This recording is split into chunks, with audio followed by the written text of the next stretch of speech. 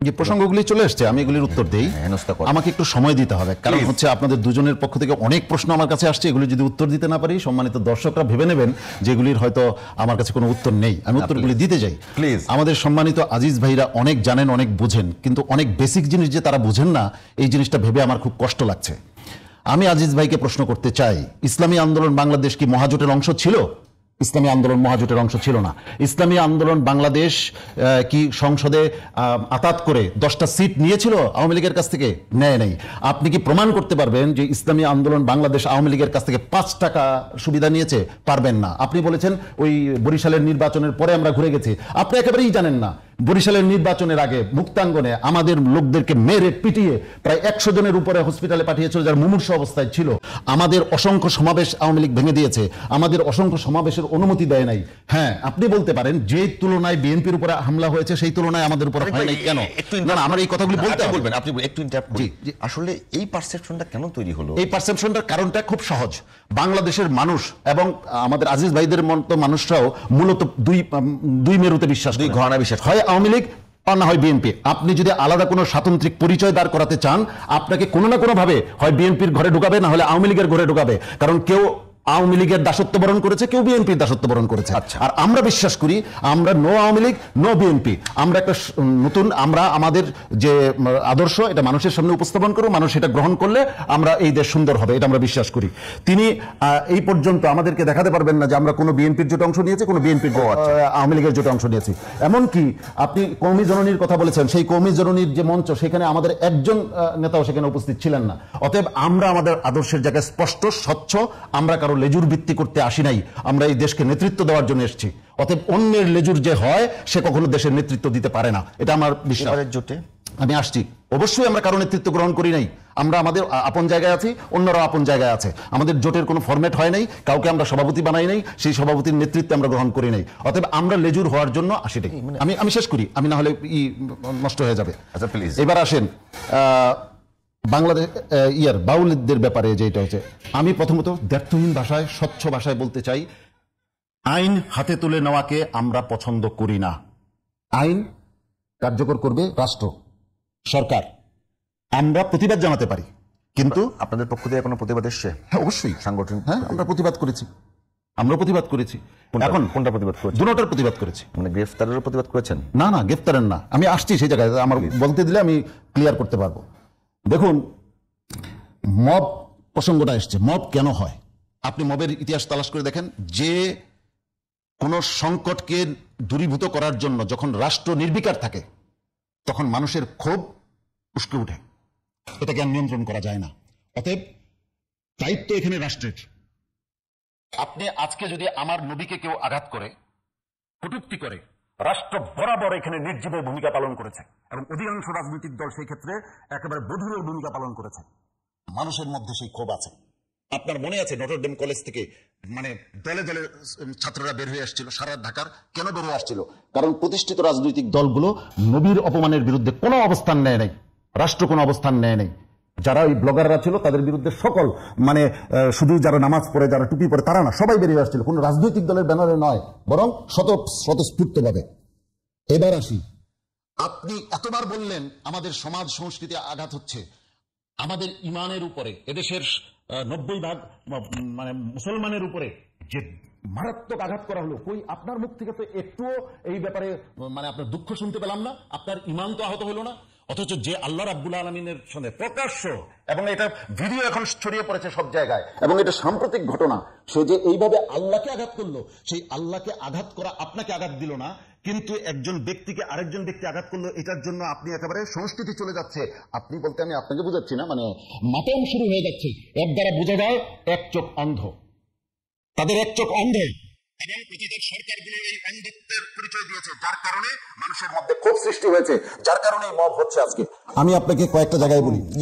আরেকটা ভিডিও আপনি দেখেছেন কিনা, এই একই ব্যক্তি আবুল হোসেন সরকার, সে সূরা নাস, যেখানে আল্লাহ রাব্বুল আলামিন বলছেন, আউযু বিল্লাহি মিনাশ শাইতানির রাজিম, বিসমিল্লাহির রাহমানির রাহিম, কুল আউযু বিরাব্বিন নাস, মালিকিন নাস, ইলাহিন নাস, মিন শাররিল ওয়াসওয়াসিল খান্নাস, আল্লাযী ইউওয়াসউইসু ফি সুদুরিন নাস মিনাল জিন্নাতি ওয়ান নাস। কিন্তু মানে এই সূরা বলে, আমি শেষ করি, এই সূরা বলে সে বলতেছে কত বড় ধৃষ্টতাপূর্ণ বক্তব্য সে দিতে পারে, এই সাহস সে কোথায় পেল? এই সাহস পেয়েছে আপনাদের মতো লোকদের। কেন একটু আমি ব্যক্তিগতভাবে আপনাকে বলতে চাচ্ছি না। জনাব তারিক, আমি একটু জানার জন্য না আমি এই বাক্যটা শেষ করলে এটা বোঝা যাবে না। আমি একটু সে বলতেছে এই এতবার আল্লাহ এখানে নাচ বললেন কেন? আল্লাহ আমাদেরকে নাচতে বলেছেন। চিন্তা করা যায়, এই আবুল হোসেন সরকার সে এই ফেসিবাদের আওয়ামী লীগ যখন গত ডামিন নির্বাচন করলো, সে এই ডামিন হাসিনার পক্ষে সে গান গেয়েছে। কোথায় আজকে সেই আবুল হোসেন সরকারের বিরুদ্ধে? আপনি মানিকগঞ্জে যে ঘটনা ঘটেছে সেখানে আক্রমণ কেন হয়েছে আপনি জানেন? এই কথা আংশিকভাবে প্রচার করা হয়। ওখানে ওই যে বাউলগুলি জড়ো হয়েছিল, তারা এখানে জুলাই যোদ্ধাদেরকে সে মারাত্মকভাবে অপমান করেছে, উপদেষ্টাদেরকে গালিগালাজ করেছে। তখন মানুষ বিক্ষুব্ধ হয়ে তাদেরকে এই করেছে। ওই অংশটা তো প্রচার করা হয় না। আসছি, বাংলাদেশের বাউল সমাজ, সাহিত্য, সঙ্গীত একটা 400 পৃষ্ঠার বই আছে ডক্টর আনোয়ারুল করিমের। সেই ডক্টর আনোয়ারুল করিমের বইটা আপনি যদি শেষের অংশ পড়েন, আপনি বাউল কারা, আমি বাউলদের, তারা ভিন্ন ধর্মের হতে পারে, আমি তাদের প্রতি আমার কোনো ঘৃণা নাই, ক্ষোভ নাই, কিছু নাই, কিন্তু বাউল কারা তা সেটা বুঝতে হবে আপনাকে। গোলাম ইয়াসিন শাহ বলেছেন, সেই বই থেকে আমি উদ্ধৃত করছি, বাউলদের নামাজ 2 ওয়াক্ত, স্ত্রীকে তারা জায়নামাজ বলে। আমার বক্তব্য নয়, ডক্টর আনোয়ারুল করিমের 400 পৃষ্ঠার বই। আপনি কার পক্ষে বক্তব্য রাখছেন? ইসলাম, সে যদি অন্য ধর্মের হয় আমার কোনো আপত্তি নাই, সে আমার আল্লাহ আমার রাসূলকে নিয়ে, ইসলামকে নিয়ে সে পরিহাস করবে। অনেকে, আমি আরো বলবো না, আমি বলতে যাই, এই যারা দর্শক শ্রোতা আছেন তারা ঘৃণায় থুতু দিবেন। আচ্ছা, আমি